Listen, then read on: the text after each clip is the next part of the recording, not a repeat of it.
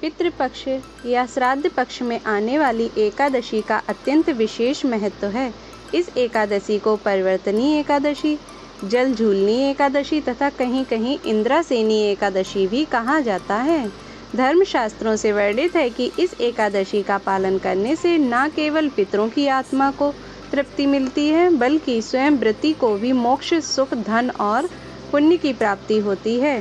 प्राचीन काल में सतयुग में बलि नामक एक पराक्रमी असुर राज ने तीनों लोकों पर अधिकार कर लिया था। उसने अपने सामर्थ्य से देवताओं, ऋषियों और मनुष्यों तक को कष्ट पहुंचाया। उसका अत्याचार इतना बढ़ गया कि देवता भयभीत होकर भगवान विष्णु की शरण में पहुँचे। भगवान ने उन्हें आश्वासन दिया और 52 अवतार धारण किया। 52 अवतार में भगवान एक छोटे ब्राह्मण बालक का रूप लेकर राजा बलि के यज्ञ में पहुँचे। उन्होंने दान मांगते हुए कहा, हे बलिराज, मुझे 3 पग भूमि दान में चाहिए। बलि ने उदारपूर्वक सहमति दी। तभी भगवान ने अपना विराट रूप धारण किया और पहले पग से धरती, दूसरे पग से आकाश नाप लिया। तीसरे पग के लिए स्थान न बचा तो बलि ने अपना सिर अर्पण कर दिया। भगवान ने प्रसन्न होकर बलि को पाताल लोक का स्वामी बनाया और कहा कि शरद ऋतु के श्राद्ध पक्ष की एकादशी के दिन मैं शेष शैया पर करवट लेता हूँ और तब तक देवता, पितर और संपूर्ण प्राणी मेरी कृपा से विशेष पुण्य प्राप्त करते हैं। इसी कारण इस एकादशी को परिवर्तनी अर्थात करवट बदलने वाली कहा गया। मान्यता है कि इस दिन भगवान विष्णु शयनावस्था से करवट लेते हैं और देवताओं के कार्य आरंभ होते हैं।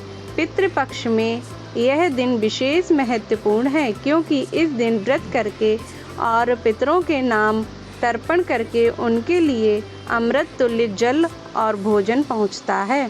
पौराणिक कथाओं में कहा गया है कि राजा हरिश्चंद्र ने भी इस व्रत का पालन कर अपने पितरों को तृप्त किया और पुनः राजपद प्राप्त किया। एक अन्य कथा में वर्णित है कि देवर्षि नारद जी ने महाराज युधिष्ठिर को समझाया कि यदि कोई मनुष्य इस दिन श्रद्धापूर्वक उपवास करे, संध्या समय भगवान विष्णु का पूजन करे और दीपदान करे तो उसे सहस्त्र अश्वमेध यज्ञ के बराबर फल प्राप्त होता है। श्राद्ध पक्ष में इस एकादशी का फल करने से पितरों की आत्मा तृप्त होती है और वे वंशज को आशीर्वाद देते हैं। इस दिन व्रती को प्रातः स्नान करके ओम नमो भगवते वासुदेवाय मंत्र का जाप करना चाहिए। विष्णु भगवान की मूर्ति या शालिग्राम की पूजा करनी चाहिए।